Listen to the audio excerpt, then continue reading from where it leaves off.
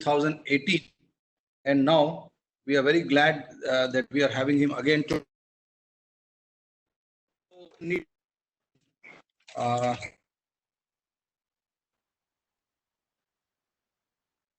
market in the Indian economy, the Indian mutual fund industry. Nilesh Shah, the managing director of fund, and is also the chairman of the Association of Mutual Funds of India. He is also a member of the Prime Minister's Economic Advisory Council. And today we will interact with him impact of COVID-19 on the economy and the markets. The program flow will be about 30 to 40 minutes, and then take questions. I post your questions on the group and in the second part of the session. Thank you. Welcome, Nilesh Bhai. All yours. Thank you, Akhilesh ji. Very good morning to all of you. This is clearly the most unprecedented challenge of our lifetime. We have never seen anything like this before, and we have to pray to the God that we don't see anything like this in future. We have seen medical crises like plague in Surat in early 90s, bird flu, SARS, swine flu, MERS, Ebola, Zika, Nipah virus. But there was nothing comparable to coronavirus, which resulted into shutdown of activities around the world.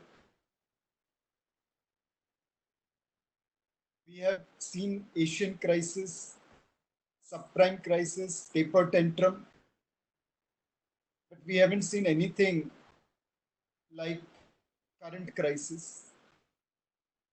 This is the perfect storm. Here, medical crisis is blowing into real economy, and it's creating financial market mayhem. This is the most challenging crisis mankind has faced in last 100 years, and it's going to have deep impact on economy as well as society.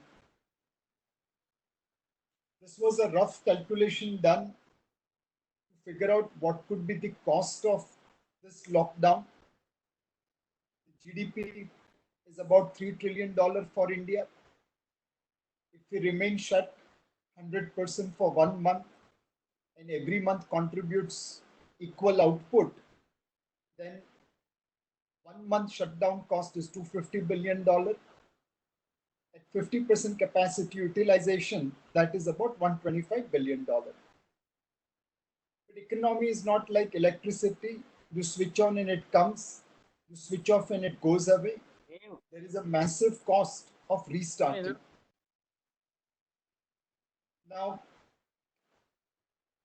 this lockdown anyway has been extended for this lockdown.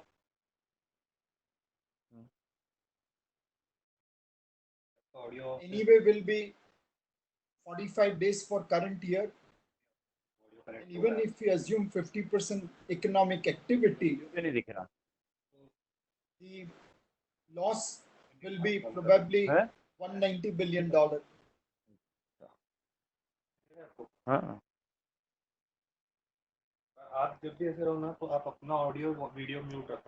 May I interrupt for a second?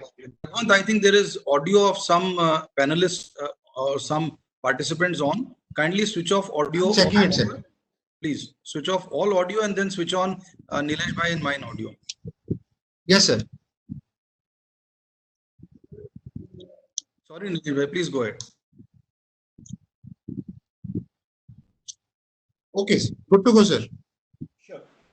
Now, already 45 days, so 125 has become $190 billion plus cost of restart. We will have some benefits in terms of lower oil prices, maybe $40 to $45 billion. We'll have to work in reducing trade deficit with China and we can set a target of about $20 billion there. So effectively, out of $190 billion, 45 days, we can cover $65 billion from oil and trade deficit. It will still be left with about $130 billion plus cost of restarting economy. Now that's a substantially large number, and we need to meet that through fiscal deficit, through monetary stimulus, and through foreign direct investment. Mind you, these numbers were calculated with 30 days assumption, but now we have to work with 45 days assumption. This number instead of 60 will be roughly $125 billion plus cost of restarting, and we have to meet it through fiscal, monetary, and FDI. If we have to take a call, this chart clearly explains how things will pan out in future. On x-axis, we have medical solution. Y-axis, we have fiscal and monetary stimulus. If we are very lucky, medical solution will emerge very early, and fiscal and monetary stimulus will be like Rohit Sharma's betting, extremely aggressive. In that scenario, economic recovery will look like V-shape. Let's assume medical solution emerges by September. Then April to September, we will be going downhill. But October onwards, we can bounce back if fiscal and monetary stimulus is strong. The most unfortunate scenario will be a very, very delayed medical solution after 18-24 months, and your fiscal and monetary stimulus is way below. In that kind of scenario, economic recovery will be L-shaped, where we are crashing, but we don't recover. Somewhere, medical solution and fiscal and monetary stimulus interaction will determine what happens to the economy. If we put that in market terminology, market is going up. People are surprised why it is going up. And if we look at from an economy point of view, it is actually correcting. So one really doesn't know how market and economy are so looking at things differently. Medical solution will be of two types. One, combination of drugs which will cure patients, and second, vaccine which will prevent occurrence. Today, fortunately, we have seen multiple combination of drugs which are being tested for treatment of coronavirus. In India, we used hydroxychloroquine tablets along with erythromycin for treating patients. In US, FDA has recently approved, or yesterday only approved, remdesivir, which is an antiviral drug. China used a Japanese antiviral drug called favipiravir. Strides in Bangalore has been making that drug and exporting to UAE. Hopefully, India will also approve that quickly. Sanofi has a drug called Kevzar or Kevzar that's in phase 2 trial. Roche has another drug called Actemra, which is also in phase 2 trial. So somewhere from the existing drugs, anti-malaria drug like hydroxychloroquine, antiviral drug like remdesivir, favipiravir, Actemra, or Kevzara, there will be a standard protocol which will cure patients and will give confidence to the government that they can open up the economy. On the alternate, there are other therapies like plasma therapies, which has been found successful in very small number of batches, and there is need to do more research on the same. Somewhere we need a standard protocol of drugs, which then gives confidence to the government that economic activities can resume normally. On the vaccine side, There are 115 companies which are doing research on the vaccine. Today, broadly, these are in three types of vaccines. One, where a very weak one is inserted, a very weak virus is inserted. Second, where an inactivated virus has been inserted. And third, RNA model, which is the latest vaccine, where body itself produces vaccine on its own. Moderna has put their vaccine on human trial. This is on RNA model. There are other traditional vaccines which are being used by Gilead, Johnson & Johnson, Pfizer, Novavax, and CanSino Biological. The most promising vaccine is University of Oxford's vaccine made by Dr. Sarah Gilbert. They have gone into human trial on last Thursday. They have chosen Serum Institute as one of the manufacturers. Serum in Pune is going to manufacture 50 lakh doses of this vaccine, and they are keeping this stock ready. By September, they are hopeful that human trial will be successful for University of Oxford's research, and at that point of time, this 50 lakh vaccines will be available. Combination of drug and vaccine will have to ensure that government gets the confidence to restart economic activities. Today, businesses are going through terrible trouble. There are businesses which are severely impacted: hotel, travel and tourism, aviation, multiplexes, microfinance, retailing, small and medium enterprises. They are all in a serious trouble. There are some businesses which are impacted less: power, telecom, FMCG to some extent, technology companies to some extent, distribution, pharma to a great extent. But it will be fair to say that most companies will be severely impacted by this crisis.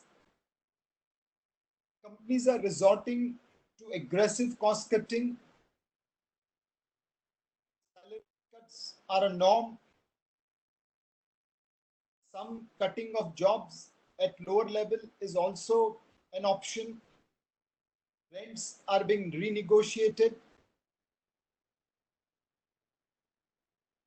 Other items of cost are being evaluated separately to figure out whether it's necessary or not.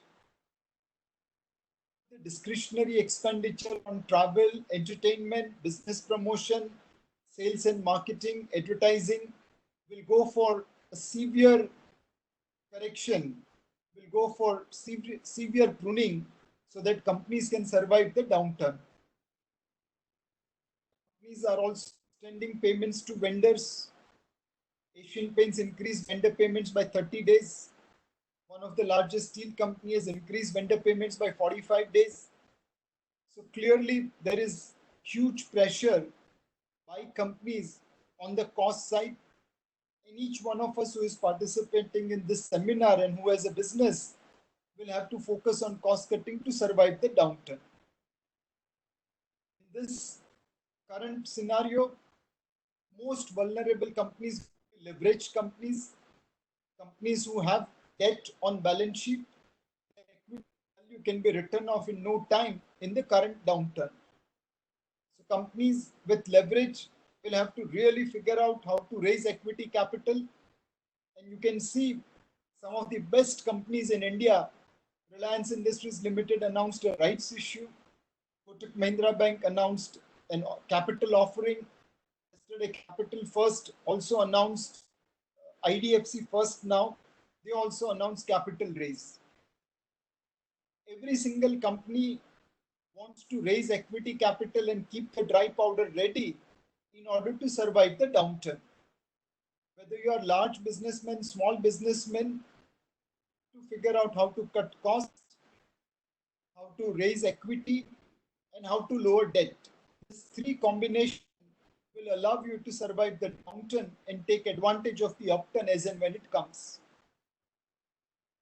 This is going to change behavior of consumers, and if you can capture that behavior, your business will be in a better position.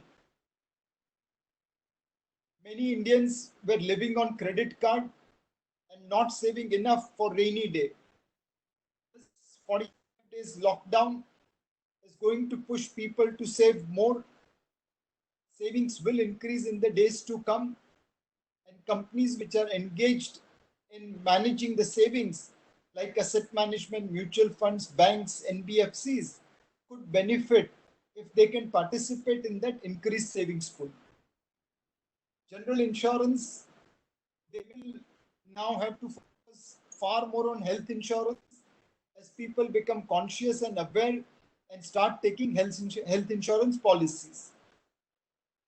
Entertainment was outdoor, movies in theater, matches in stadium. Maybe they are things of past. Now entertainment will move from outdoor to indoor. Content maker and platform provider like Amazon and Netflix will do very well in the days to come.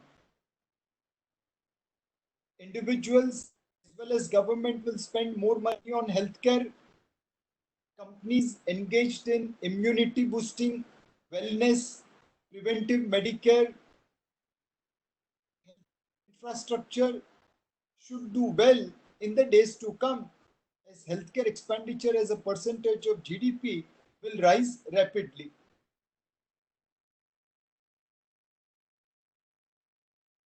Consumers will probably prefer small ticket consumer item rather than big consumer item.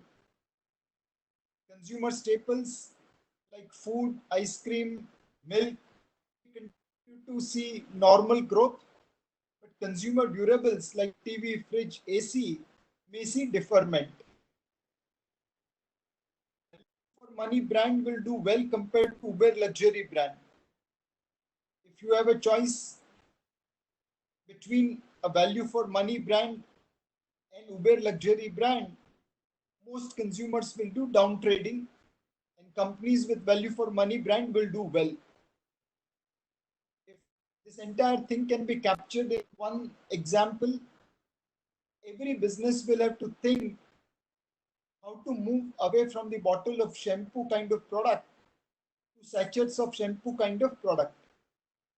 The tickets will come down, and if you can create miniaturization of your services or product and add value for money brand, you will do well. In technology, work from home is becoming real. TCS talked about over next 5 years, 75% of their employee will work from home. That number, that's roughly about 3 crore square foot office premises, which will be vacated by TCS in the days to come. That's more than annual supply in major metros, and this is just one company leaving commercial estate. There will be significant pressure on commercial real estate as work from home becomes reality. Technology companies which are engaged in converting physical process to digital process, which are providing protection and risk management against cyber crimes like phishing and hacking, companies which allow you to manage your data on server in cloud, cloud warehousing, cloud computing, they all will do well in the days to come as businesses move to digital platform and work from home environment.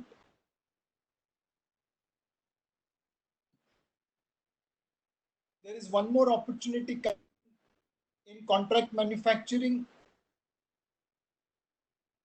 Today, wants to move away from China, and many global buyers will not mind buying it from India, provided we can provide scale and we can provide at a low cost.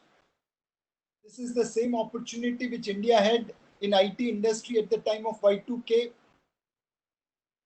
We solved problem of Y2K and slowly got into larger contracts, and over a period of time created $150 billion industry.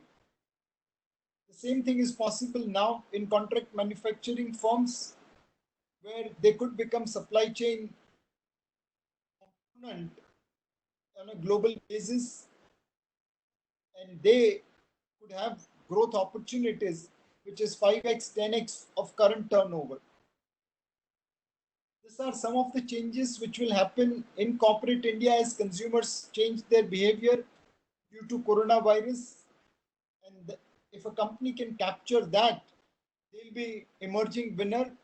If a company doesn't capture it, then obviously it will be disaster. Look at these things onto the economy side. In coronavirus, obviously pains are well known, but there are some opportunities also. If we manage that well through unconventional ideas, things can start improving for India once medical solution emerges. As I mentioned earlier, we have benefit of lower oil prices, which can save this year $40 to $45 billion. We also have advantage of reducing our trade deficit with China. Between oil and trade deficit with China, we should be targeting $60 to $65 billion of savings. The RBI has announced monetary stimulus, but they need to work on credit transmission. RBI, by cutting CRR, doing OMOs and other tools, have pumped 7 lakh crore liquidity in banking system. But this money is not moving from banks to borrowers. Bankers are too scared to take decision, especially on weaker names, and hence are restricting themselves to only AAA rated PSU borrowers or AAA rated companies from large industrial group.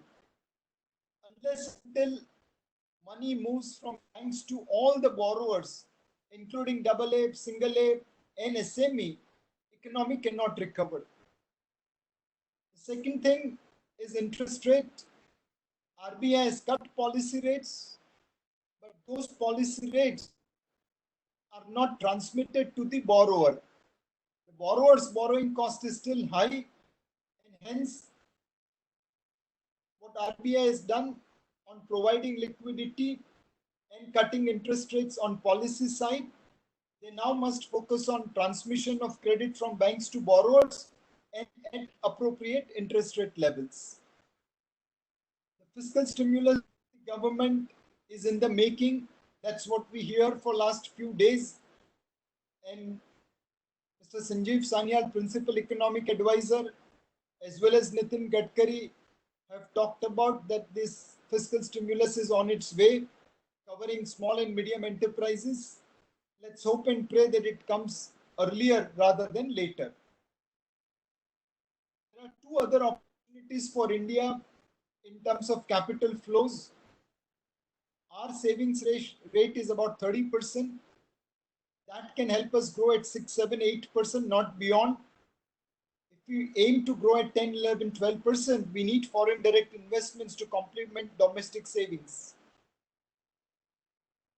Now, India's image has taken upgrade of several notches, and China's image has taken a downgrade of several notches. There are 90 cases going around against China for COVID-19 cost. The world is linking China to Wuhan virus, but world is linking India to hydroxychloroquine tablets, and if God willing, vaccines by September. September will differentiate how India helped humanity, whereas China accidentally or otherwise ended up creating menace for humanity. we will have tremendous goodwill across investors, which we need to encash upon. On the foreign portfolio investment, India's weightage has gone up in MSCI Emerging Market Index as well as FT Russell Emerging Market Index between 8 to 17%. And this has opened the window of bringing $3 to $7 billion by 31st August 2020. Over next 5-6 months, we could get between $3 to $7 billion of equity inflows from foreigners as our weight in the benchmark index has gone up. The real advantage for us is foreign direct investment. As I mentioned earlier, to diversify away from China, and now they want to integrate it. There's severe competition from countries like Thailand, Vietnam, Malaysia, Bangladesh, Mexico, and so on and so forth. But none of our competitors can provide access to a large domestic market like India can provide. All our competitors put together has smaller domestic market than what India has. We must leverage our domestic market access to attract these companies from China and then help them establish in India and let them flourish. When Tata Motors wanted to shift from Singur after years of attempt, Mr. Modi sent a Suswagatam SMS to Mr. Ratan Tata. And when Tatas came to Gujarat, land was available in Sanand, power connection was approved, all the other approvals to start factory were in place, and more importantly, they were given all the support 24/7 round the clock, so that in 18 months, nano cars started rolling out of the factory. Like we brought Tata Motors from Singur to Sanand in a very short period of time and supported it, we have to do this with 200, 500 odd companies which are operating out of China. How big this opportunity is? Well, think about Samsung, whose product most of you are using. They make in India TV, fridge, AC, mobile phones and sell in India. Their turnover is about $10, $12 billion. They went to Vietnam much after they came to India. They make in Vietnam and sell all over the world. Their turnover in Vietnam is $62 billion, 6 times more than that of India, in a country which is 1/10 the size of India. Samsung contributes 28% to Vietnam's GDP. In India, Government of India does not contribute as much to our GDP. Effectively, Samsung's importance in Vietnam is more than India's importance in India. This is our opportunity, and once Medical Solution emerges by taking leverage of oil prices, trade deficit, RBI stimulus, government's fiscal soap, more foreign portfolio flows, and most importantly, aggressively chasing and bringing companies moving away from China into India, that will change the trajectory of growth for years to come and restart Indian economy. If you remember, in 2001, there was a devastating earthquake in Bhuj, Kutch. It destroyed almost entire region of Kutch. It required Herculean restoration task. But today, when you visit those places, they are thriving with activity. They have far better infrastructure, and they have forgotten the wound of 2001 earthquake. The same effort will be required in 2020 for the Indian economy, which has been devastated by the coronavirus. As I mentioned earlier, we need little bit of luck on Medical Solution, and we need little bit of support on fiscal and monetary side, where credit is transmitted at appropriate rate and some support is provided by the government to entrepreneurs so that they can quickly recover and start moving back. Converting all these things into market, one wonders why is there a disconnect between economy and market? Economy seems to be coming down, with Maruti saying in the month of April, I haven't done any sale of a motor car. We have seen March GST number which was collected in April by more than 70%. Clearly, there is no doubt that there is tremendous pressure on India. Now, in that kind of economic environment, why is stock market jumping up? Well, stock market always looks at the future, and they are probably pricing in at 9,500 Nifty that medical solution is coming early and fiscal and monetary stimulus will be higher. If fiscal and monetary stimulus is lower and medical solution is delayed, markets will have to come down. If fiscal and monetary stimulus is much more than what market is expecting, and medical solution comes far more rapidly or strongly, then markets can go up from current level. We think market will swing between uncertainty and risk. Uncertainty is that phase of market where we don't know what is the cost of lockdown, how long lockdown will continue, and when will lockdown come to an end. Risk is that phase of market where medical solution is emerged. Market knows when lockdown will be lifted, and then it can guess estimate what will be the cost of lockdown. Today we are in uncertainty market as cost of lockdown is not known. In this scenario, market will swing from hope to fear, from optimism to pessimism, from let's say 7,600 Nifty to 9,600 recently. How should you take advantage of stock market right now? Well, market is like a time travel machine. It allows you to go back 4 years to buy large cap stocks, 6 years go back 6 years to buy mid cap stocks, and to go back 9 years to buy small cap stocks. Such environment comes once in a while, and valuation wise it makes sense to buy small and mid cap over large cap.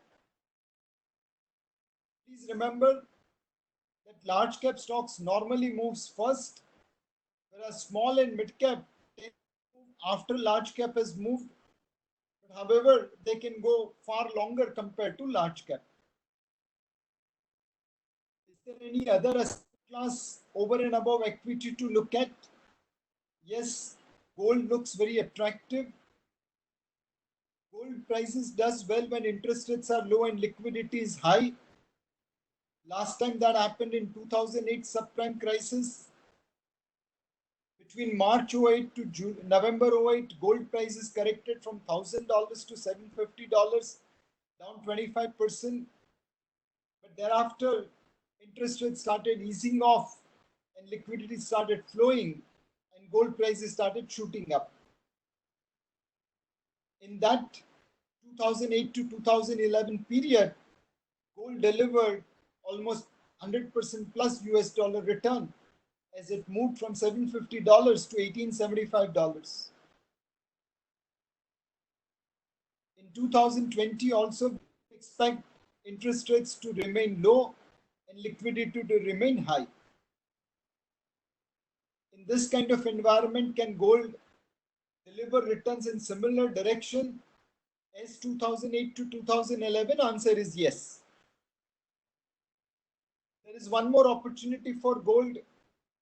Today, China has 19 cases filed against it in various parts of the world for COVID-19 cost. In US, a lawyer in Texas has filed $10 trillion class action suit against China for COVID-19. In Germany, a newspaper raised a bill of of $136 billion against China for COVID-19. Obviously, China will be worried that all my 3 trillion plus FX reserve is placed in dollar, yen, and euro. What if one of the judge in that country says confiscate China's assets and pay for COVID-19 cost? If that happens, China could be in serious trouble, which is where it's reasonable to assume that they will be shifting some of their position from hard currency assets to gold. And if that happens, gold prices can rise substantially from current level. Whether this happens or not is anybody's guess, but there might be some worth in taking a bet on gold, because someday RBI will intervene, or someday China will intervene in the gold market. There is also concern about what Franklin Templeton has done, and a lot of people called us saying that Nilesh bhai, आपका fund भी बंद हो जाएगा क्या? So I want to reassure investors that what happened with Franklin Templeton is an isolated incident. Our portfolios are far better in terms of credit quality and liquidity profile, and we should be in our business on a day-to-day basis normally, and we don't have any fear of run on the fund or redemptions which we have to stop because our portfolios are illiquid. My recommendation will be that you should look at our fact sheet. It's available on our website, and then take a call whether it makes sense to remain invested with Kotak Mutual Fund or not. Once you open my fact sheets, looked at my portfolio, I'm quite confident that your decision will be to remain invested rather than redeem based on some newspaper story. With this, Akhilesh, I will stop and have to take questions.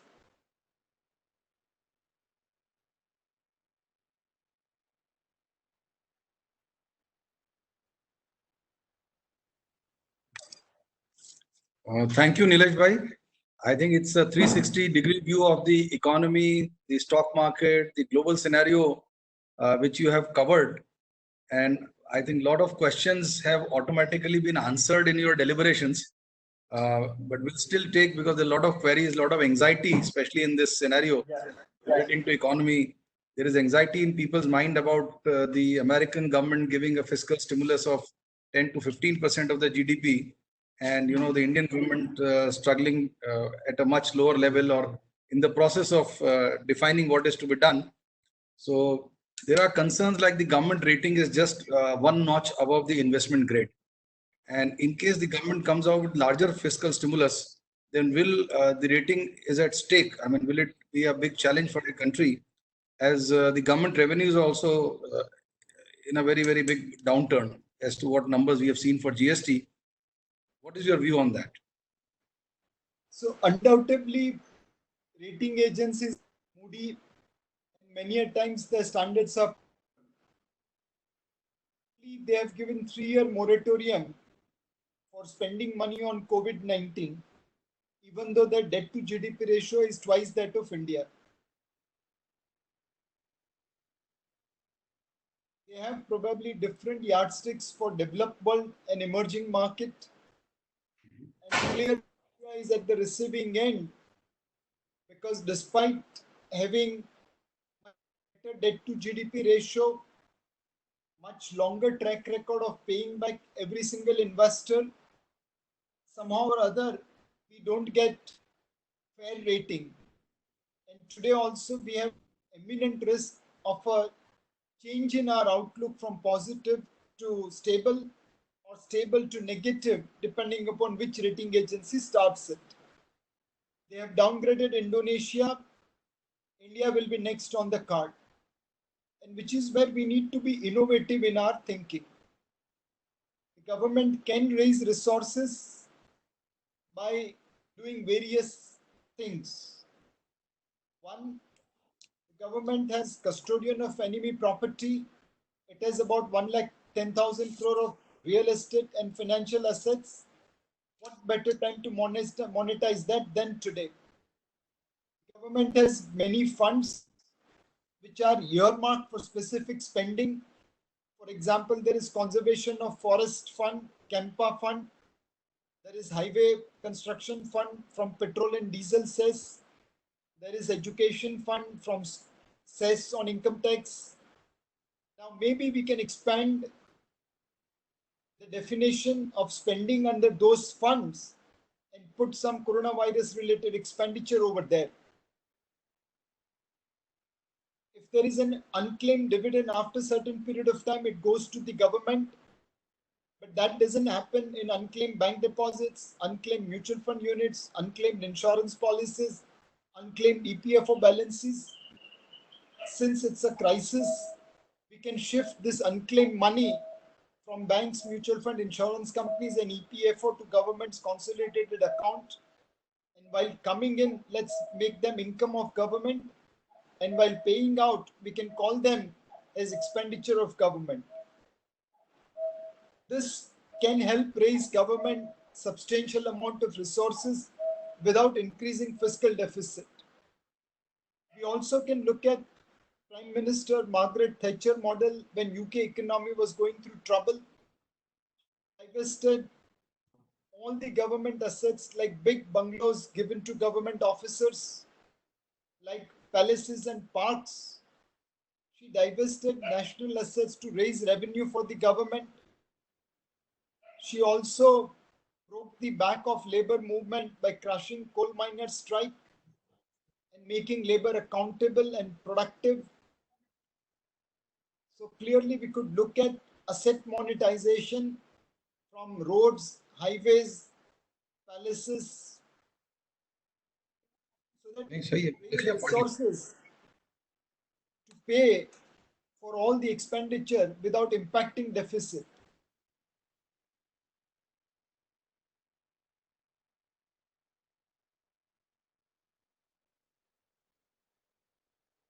Ji.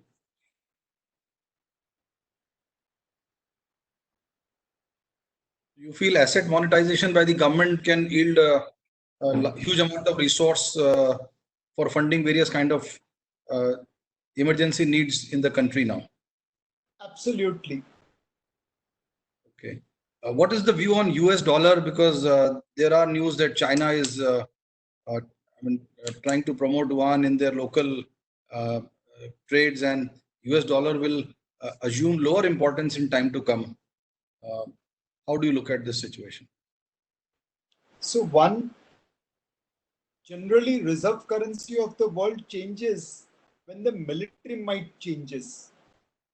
Great Britain was the reserve currency, but World War I, World War II showed the military might of Britain on decline, and that's where US dollar became part of the reserve currency. In today's world, China's image has gone down, and I doubt if there is any threat whatsoever from China to US about reserve currency. People won't trust China that easily in the days to come. So there's no question of keeping yuan for counter trade. If at all, dollar has become more stronger courtesy this corona crisis as part of being world global reserve currency. US dollar INR rate,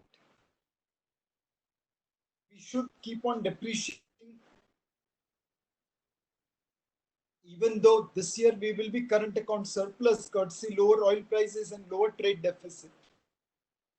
But takdiri depreciation hai because inflation differentia and productivity differentia will continue to hit rupee. So we should be looking at roughly 3 to 4% depreciation currency every year on a fair value basis. किसी साल में 5% होगा, किसी साल में 10% होगा, किसी साल में appreciation होगा. That's a separate matter. That's based on flow. But the fair value of rupee will keep on depreciating between 3 to 4% every year.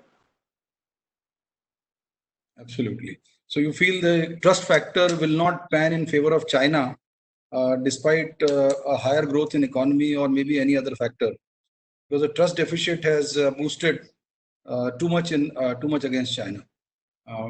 While you are saying about the international rating agencies being unfair to India, despite very healthy healthy dollar reserve, foreign currency reserves, how do you look at the Indian rating agencies on the Indian companies? Because this crisis will create issues of liquidity and also major issues on solvency.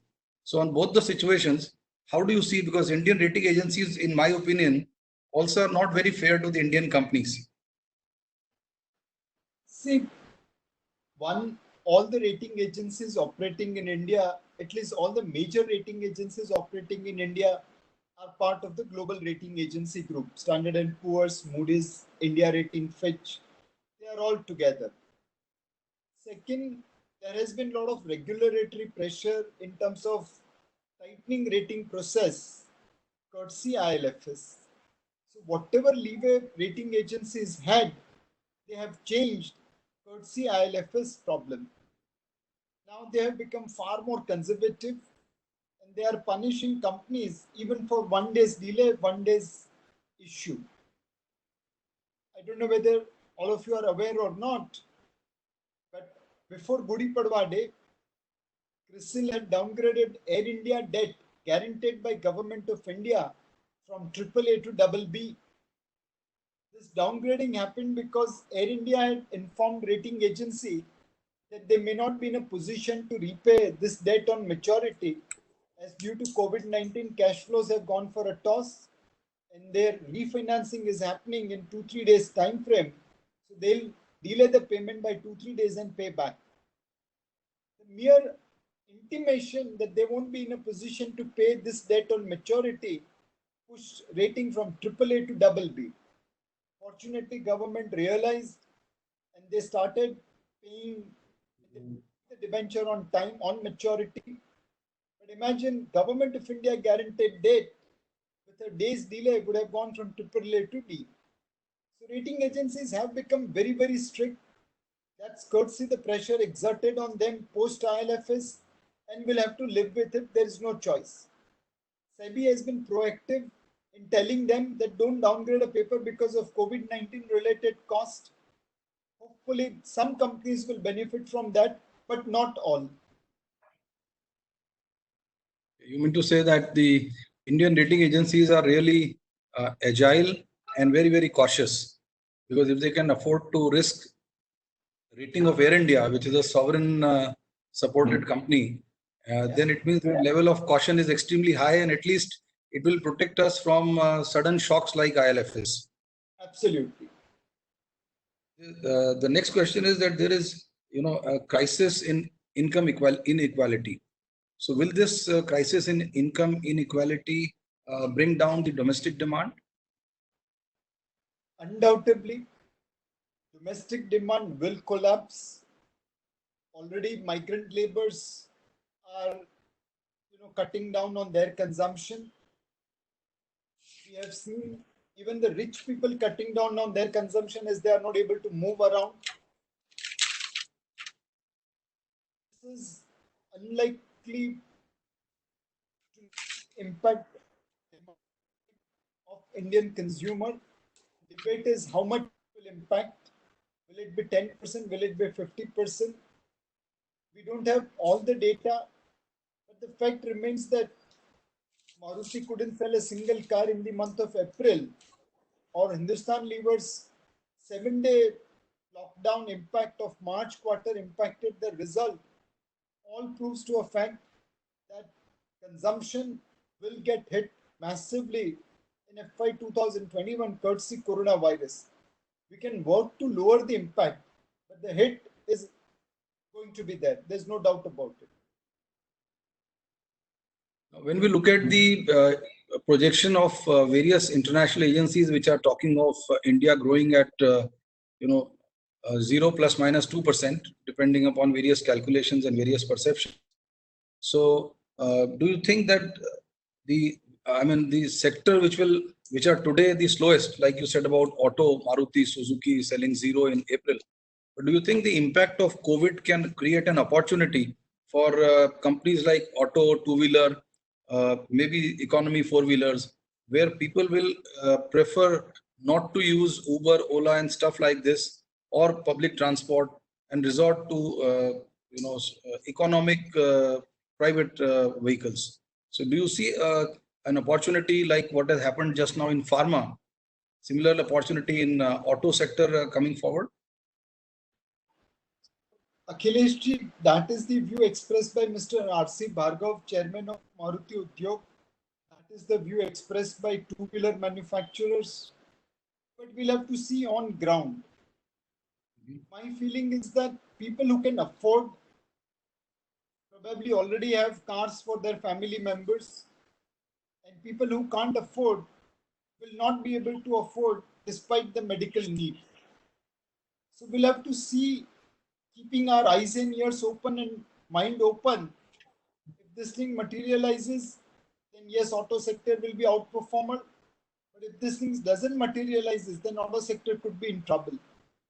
Even if this thing materializes, yes, is that it will be in two-wheelers and lower-end motor cars rather than mid-range motor cars.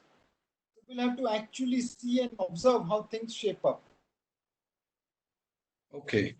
So we are looking at government in a big way in terms of their support on investment in infrastructure, while we also see there is a lot of liquidity and surpluses in the public sector companies. How do you see the role of public sector companies in fueling up the economy in the near future? Public sector companies have some incredible talents and some incredible assets. The reality is that they don't get environment to exploit it. They are given multiple objectives: keep government happy, keep society happy, keep employees happy, and then shareholders come. In 2001, Hindustan Zinc was privatized. It had fantastic mine of zinc in Rampur, Agucha, and there was enough demand for zinc. But Hindustan Zinc was producing only 100,000 tons of zinc and was loss-making under government control. Best quality mine, but a total disaster in terms of functioning. It was given to Vedanta Group. They started monetizing mine. Today, Hindustan Zinc produces 1.5 million ton of zinc, 15 times more, and they contribute close to 10,000 crore a year in terms of royalty, fees, dividend to the government. Now, imagine a company making 100,000 tons of zinc and demanding 250 crore from the government for losses, versus company making 1.5 million ton and giving 10,000 crore back to the government. This is the opportunity in every PSU. May not be in the same size, but definitely in same direction. If Indigo or Tata were running Air India, will Air India reach where it is today? Answer is no. This is despite the fact that in private sector, many airlines have gone bankrupt, from East West Airlines to Sahara to recently Kingfisher. But undoubtedly, compared to government, private sector will be able to run PSUs better. They will be able to exploit those resources far better. So ideally, government should do large-scale divestment of public sector companies and let it manage professionally by investors or board, so that they can all become like Hindustan Zinc in the current phase. That's a good point, fair point, but I think the government doesn't go for, I mean, plans for major disinvestments every year, but I think that there is always a deficit in the targets, and they're trying to only hive off, what I would call it as a lame duck, not the strong PSUs. So the government also gets small money, and eventually the revival doesn't happen.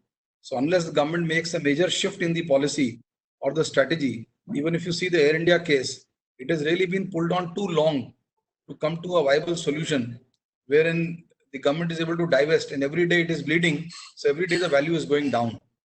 So coming from See, in India, we don't accept reality. We all have crooked thinking. Ji. That is what has hurt us.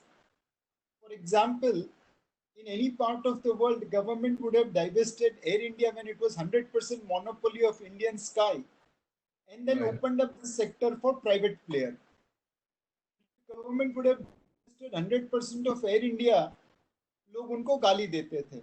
आपने silver jewel बेच दिए, आपने की सरकार बना दी, हमारी मेहनत से बनाई हुई कंपनी को आप बेच रहे हैं, आप बिजनेसमैन को बेनिफिट कर रहे हैं. People who were going to complain like that don't know that we have already put in 65,000 crore in Air India. There's no reason why government should run Air India because it's the only airline in the world where number of employees per plane are more than number of passengers per plane. In no private sector this will be permitted. So अपनी government क्या कर रही है कि air India को खड्डे में जाने दो, वो इतनी मार्जिनल हो गई अब कि अब बेचो नहीं बेचो कोई किसी को फर्क नहीं पड़ेगा. यही चीज हमने BSNL MTNL में की. BSNL was the first Indian company to make 10,000 crore profit. It was the highest profit making company. MTNL had more market cap than Reliance Industries Limited at one point of time. दोनों का 100% monopoly था Indian telecom sector में. हमने divest नहीं किया because लोग again चिल्ला chilli करते, समझे बगैर सोचे बगैर. हमने प्राइवेट प्लेयर्स को टेलीकॉम में आने दिया, BSNL MTNL अपने आप मर गए. Now we are putting in 50-60,000 crore in BSNL MTNL. Instead of getting maybe 1 lakh or 2 lakh crore from BSNL MTNL, we are putting 50-60,000 crore. Instead of getting maybe 50-60,000 crore from Air India, we have pumped 65,000 crore. तो एक गुजराती में कहावत है, नाक काट के दिवाली करना. खुद का नाक काट के दिवाली करना. हाँ, खुद का नाक काट के हम लोग सेलिब्रेशन कर रहे हैं. So our privatization program, divestment programs are that we destroy value, marginalize the company and then sell it off so that people don't complain.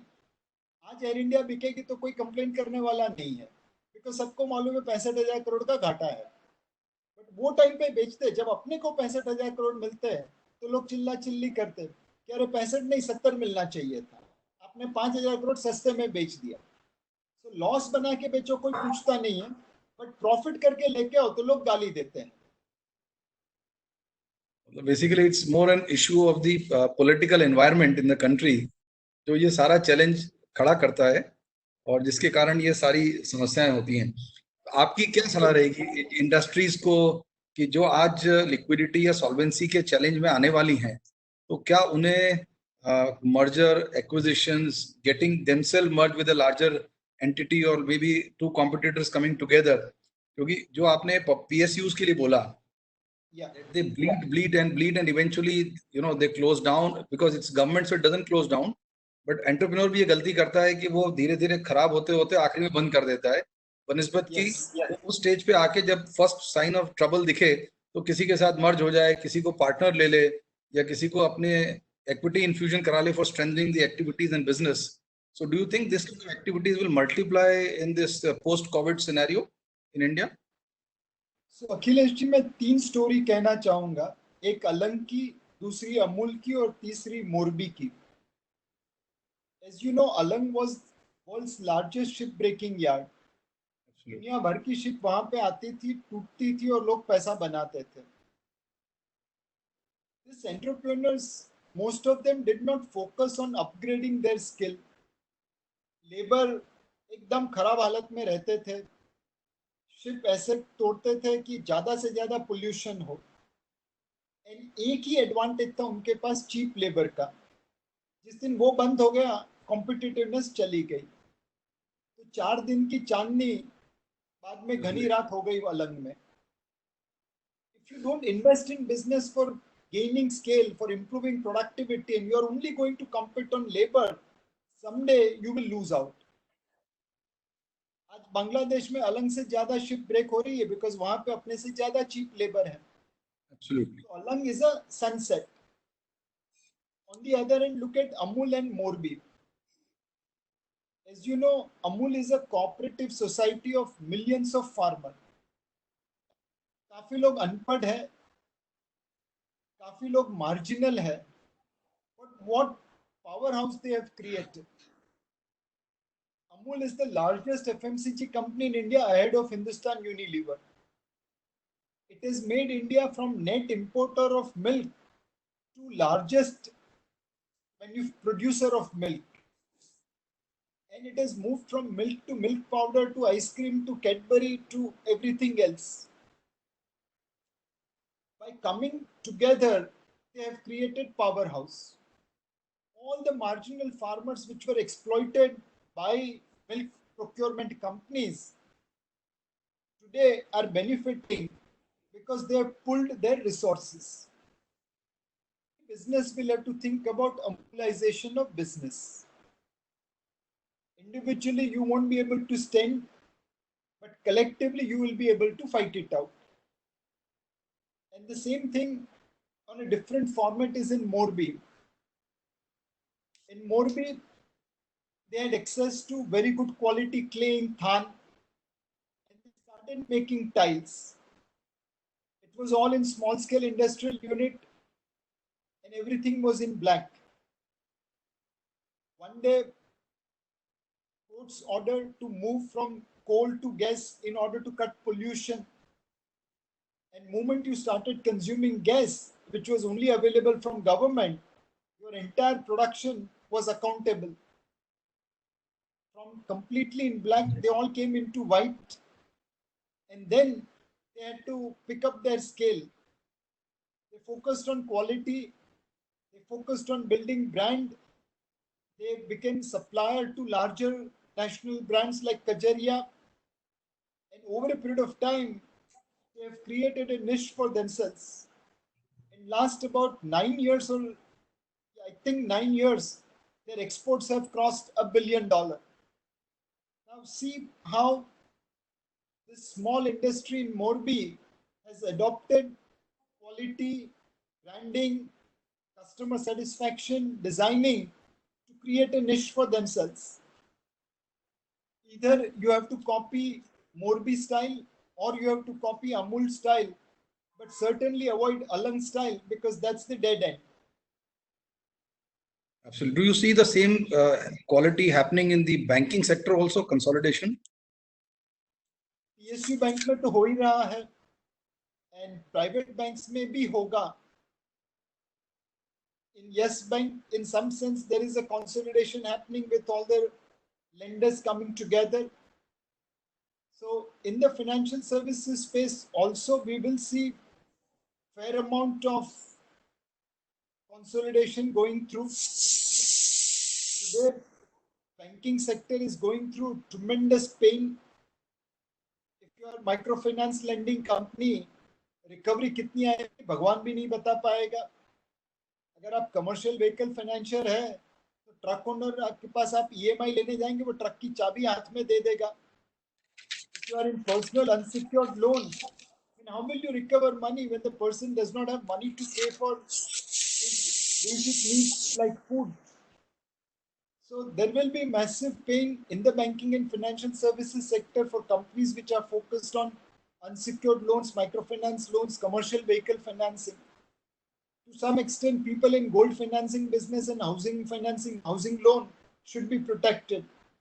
But this is going to separate men from boys, and clearly weaker banks will be available for big guys to take it over.